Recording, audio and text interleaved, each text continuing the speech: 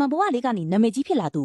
အားလုံးပဲမင်္ဂလာပါဂျပန်လူကြီးကြိုက်ဇလန်းကြိုက်နဲ့ပူရိသသမားတွေဆိုရင်ဒီလောကမှာတရုတ်ဆောင်မင်းသမီးအလွန်များပြားနေတာကိုသိကြမှာပါ၎င်းတို့ထဲမှာယူယိုအေးအေးလေးနဲ့နာမည်ကြီးလာနေတဲ့မင်းသမီးနာနာမီတီနာအကြောင်းကိုသိချင်ကြမယ်လို့ထင်ပါတယ်အဲဒါကြောင့်ဒီဗီဒီယိုမှာပြောပြပေးမယ်လိုက်ကြည့်ကြရအောင်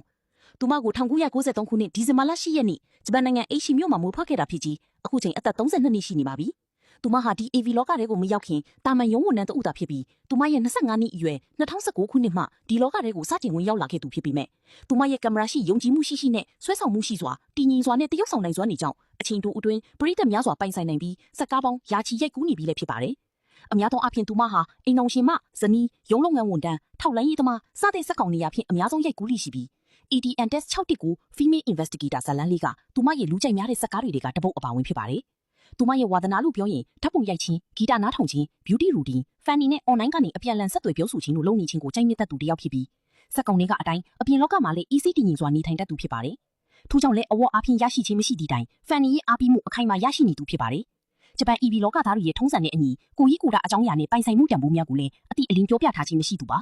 ယနေ့ထိတိုင်လည်းစက်ကားဆက်လက်ရိုက်ကူးနေတယ်လို့အောင်မြင်မှုလည်းပုံမမြင့်တက်နေစေတရုပ်ဆောင်တွေကတယောက်ဖြစ်ပါတယ်ဟုတ်ကဲ့ပါဒီဗီဒီယိုလေးကတော့နာနာမီတီနာရဲ့ story လေးပဲဖြစ်ပါတယ်နောက်ထပ်ဘသူအကြောင်းသိချင်တယ်လေပြောခဲ့ပြီးဗီဒီယိုတွေမလွတ်သွားအောင် channel ကို follow လုပ်ထားခဲ့ပါအောင်ကျေးဇူးတင်ပါတယ်